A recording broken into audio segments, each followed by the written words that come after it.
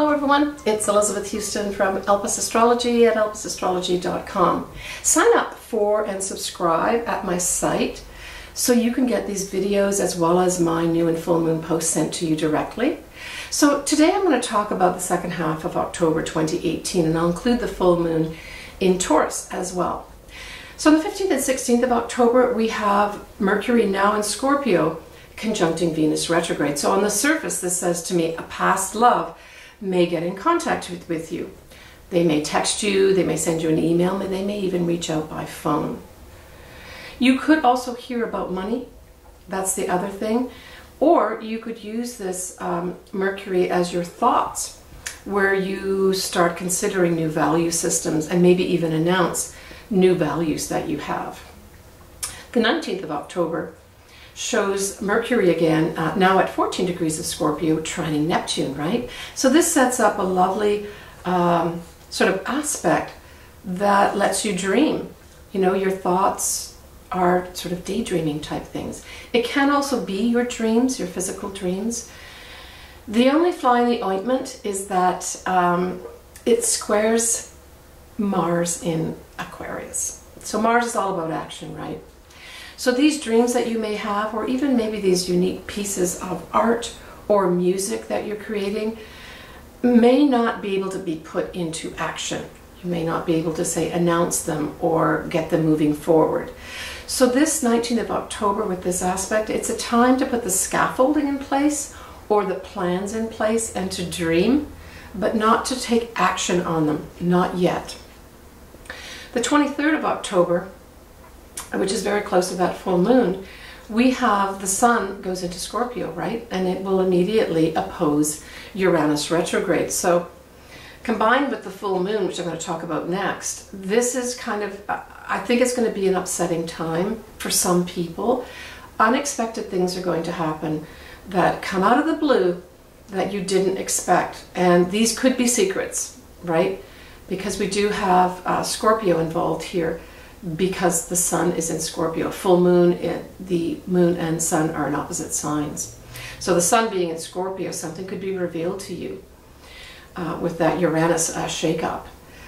Now, when we go to the full moon the next day, that's at 9:45 a.m. Pacific time, this full moon is at 1 degree Taurus, 13 minutes. And so this full moon directly conjuncts Uranus. So we're certainly going to be feeling agitated potentially. We could have a very active nervous system. Uranus does act on our nervous system and cause us to be a little bit jumpy and a little bit amped up. So I would say, you know, looking at both the 23rd and 24th of October, plan to get some exercise in, or at least plan some way to release some energy, because that Uranus will be acting on that in a way that's not necessarily good for you. You'll be amped up. But a positive side of looking at this would be that you could have some literal messages coming in from the universe or source, God, that type of thing. If you can be receptive at that high level, this could be happening for you too. Now the 25th and 26th of October, we've got a couple things happening. If we keep on the Uranus theme, we have Uranus causing squares with both the north and south nodes, right? The interesting thing is that it's at the very last degree. So both Uranus is at 0 degrees because it's retrograde of Taurus. And then we have the north and south nodes at 0 degrees of Aquarius and Leo respectively. So that tells you, of course, that these north and south nodes, because they go backwards, will be moving into another two signs, and that would be Cancer and Capricorn. I'll talk about that next month. But this is significant because, again, it's at that critical degree, right? We talked about this before. 0 degrees and 29 degrees are what are called critical degrees. So to me, this is really another shake-up. It's a square. So it's really forcing us to look at two things. It's forcing us to look at the past and let go what just is not serving us, that what is not good for us, and to look to the future, that's the north nodes, and embrace that. This again may be a bit jarring, but in the most positive sense, if you think outside the box, right? It's a square, and look at things in the long term. What's best for me? What's best for me and my development, especially as it relates to our higher consciousness? And pick that does actually, support that higher consciousness and enlightened way of looking at things, right? Aim for the future. We also have Venus retrograde in Scorpio, forming a nice sextile to Saturn. So this just says to me, putting your money to work. You'll get opportunities to put your money to work. I like that a lot. It also could be some opportunity to take a relationship more seriously. It could also be a way of instituting new values that you have. When we look at the 31st of October, we have Venus retrograde. Remember, retrograde's going backwards in Scorpio, so now it's getting to 1 and 0 degrees of Scorpio. It also forms an opposition to Uranus at the very beginning degree of Taurus.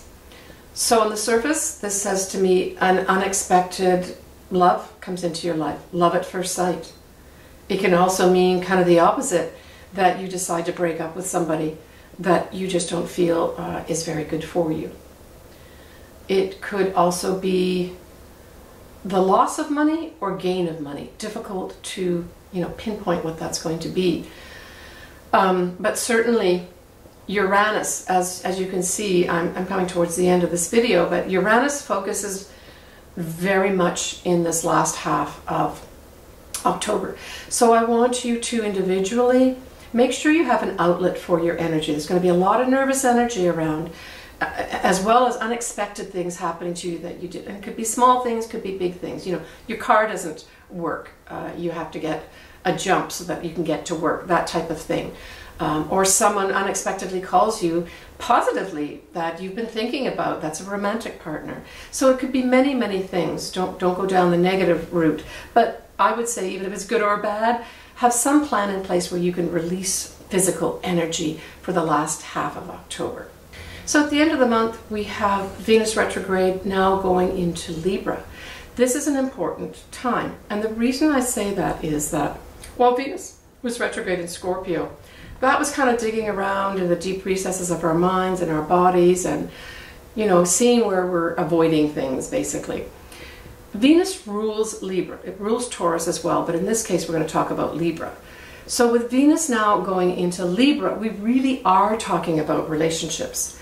Essentially, it's relationships that we have with either, society, the people around us, our relationship that are romantic, and our friendships.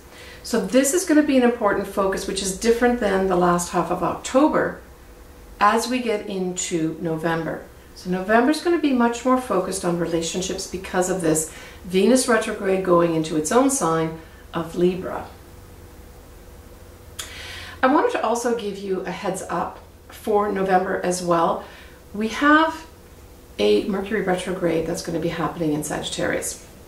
Now, the reason I think this is particularly important to tell you now is because this Mercury retrograde in Sagittarius happens literally the day after Venus goes direct. And so when you look at Sagittarius, Sagittarius is about truth, it's about the law, it's about a higher level of thinking, expanding our consciousness, all those types of things.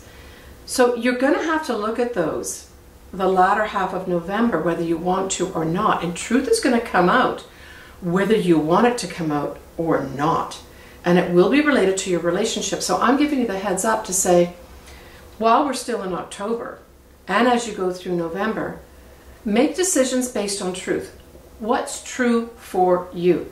Because if you don't do that, at the Mercury retrograde, I can guarantee you, on the 17th of November 2018, you'll have a lot of stuff uncovered where truth will be told. In the night sky, around 9 p.m. on the 14th of October, we have a waxing moon that will have Saturn at approximately the 7 o'clock position. Remember that the moon goes from the west to the east, right? So it'll start with Saturn on the 14th of October. Then by the 17th of October, we will have Mars at a 9 o'clock position with the moon. So that will be facing more southeast. Mars is going to be decreasing in brightness because it's moving further away from the Earth, but you can still see it out there in the south-southeast sky. So get out before it really becomes a very tiny dot. The 21st and 22nd of October, we have the Orionid Meteor shower.